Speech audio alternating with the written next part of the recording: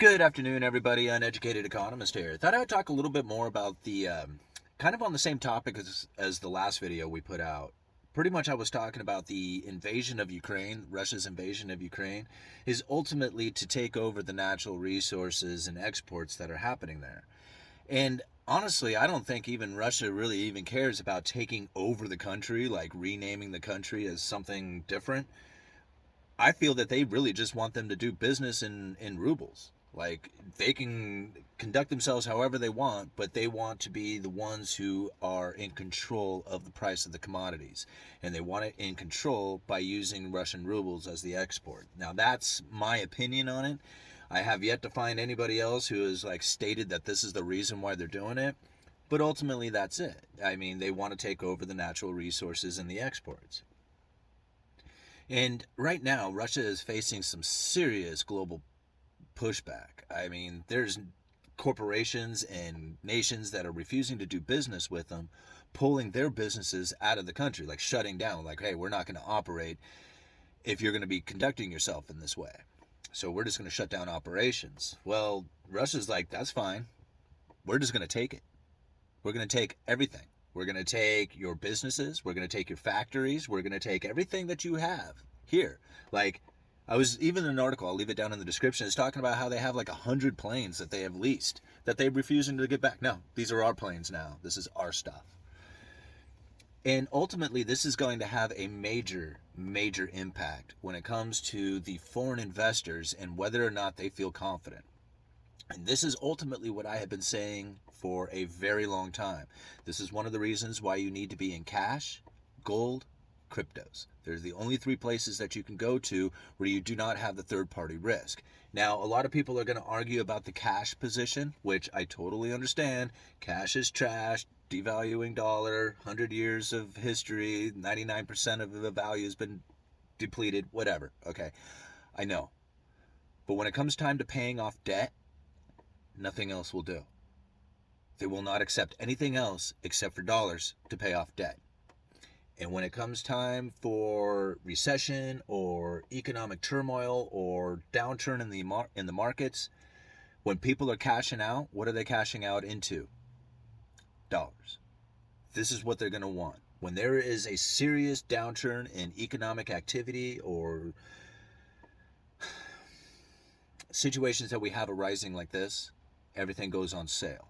And the only way you can buy it is if you're sitting on cash. So cash, gold, silver too. Anytime I ever say gold, I mean silver as well. And cryptocurrencies. These are the only three places that you can be where you're outside of that third-party risk. And now, again, when we talk about cash, I mean, cash, there is a risk because ultimately it's a note. It's a promissory to pay. It's as if you could take it to the Federal Reserve, the issuing bank of it. If they were to go bankrupt, that Federal Reserve note is a claim ticket to their balance sheet. It's the first lien paramount right.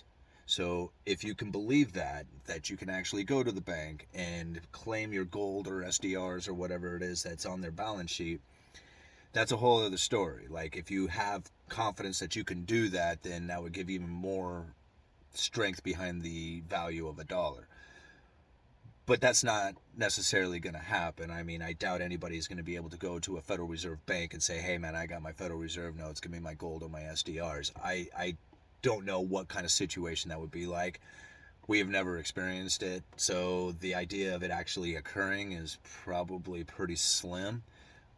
But again, you have to take it into consideration.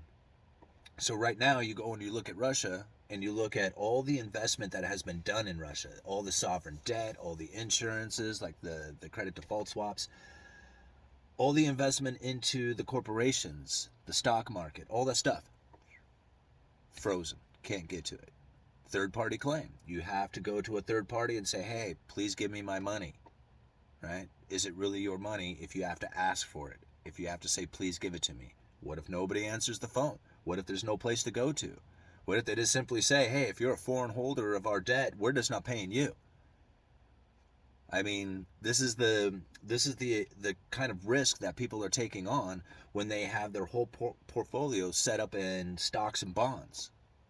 I mean, people say, where else are you going to put it? Well, there's a lot of places you can put it, but why are you giving your trust to this third party? So this is the point that the video is getting to, is that investors, when this is all done, like when the battling is over and everybody's going home and the rebuild begins, because that's what happens after war, right? You destroy the place and then you rebuild it. When that begins, the investors around the globe are going to look at Russia and say, I don't think so. I am not playing that game. You screwed us bad. As investors, we are not participating in your economy. And they are going to suffer the consequences from that for years, decades and decades. Because there's going to be this lasting memory of how they screwed everybody out of their money, or just failed to pay, or that people just ended up getting screwed because they put their money in a risky asset like anything Russian. But that's ultimately the downfall of what's occurring right here, is that they are going to lose the confidence of the people, of the investors around the world. But then I have to go back and I think about the video that I just put out, where they don't really care what happens to their economy, because what's going to emerge is a central bank digital currency. And that's really where I feel that a lot of this is leading towards. Like, there's nations out there who are more than willing to do business with Russia. In fact, I'll leave another link down in the description to an article talking about how India is like, you know what, these sanctions and stuff, we need your, we're a big country and you got a lot of natural resources and we need that. So we'll set up a rupee, ruble exchange or whatever it takes so that we can do business with each other. Screw the rest of these guys out here, right? So now, it's not like Russia is totally out of people out there, right? They got India wanting to play, and they got China wanting to play. Well, these are two major nations, right? Now, India is not exactly like the richest nation in the world, but they got a lot of people, and people are energy, and energy is power. So, India is willing to play with Russia. China's definitely playing with Russia, and Russia is screwing the rest of the nations out there out of their investments. What's going to come from this, once I believe the fighting is over and the rebuild starts again, is you are going to find the central bank digital currency becoming very prevalent. And the nice thing about the central bank digital currency is that it's actually going to give investors confidence. Not necessarily in the Russian government, but it might give them confidence in the Russian new system. This whole central bank digital currency, they say, hey, you know these problems that we had and all this other stuff? Well, we're going to avoid a lot of that stuff by becoming a little bit more transparent with our central bank digital currency. There'll be less chance of, like, say, sanctions because of SWIFT systems and stuff like that. This might give the investors out there a bit more confidence to go ahead and get back into the Russian economy. If they have a feeling that it's not going to necessarily be a decision by the government that will stop the payments, it would literally be at, like, on a smart contract, so to speak, where there really is no chance for them to make a decision such as this.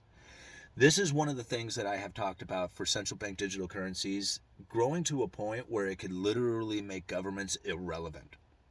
It could make courts irrelevant. I mean, not completely, because you're always going to have some sort of governance and judicial system of some sort. But for the major, like, he didn't, like, this person didn't fill their contract, they didn't pay, whatever, that stuff could very well come to an end as these smart contracts will simply just fulfill the promise that was made, regardless of anybody's actions out there. So even though right now there will be investors who are losing confidence in Russia left and right, and they will not want to play their game at all, but if they step up with the central bank digital currency, making things a little bit more transparent and less government rule to it, which is, it's hard to imagine like nations like China or Russia doing this, but that really could bring those investors that confidence back to the investors, because they want to play in Russia. I mean, they're full of natural resources, they're full of like energy that they need to export to these other nations, and the other nations want it. Like, I forget, it was like Finland gets like 80% of their energy from Russia. So yeah, they're hurting right now, and I could only assume that once this battling and all that stuff ends, people are gonna want to play, even though they're scared of playing with the system that they have set up now. A new system may not be so scary. Okay, uneducated economist, you let me know. And the new system, by the way, is going to be scary as hell, just to let you know.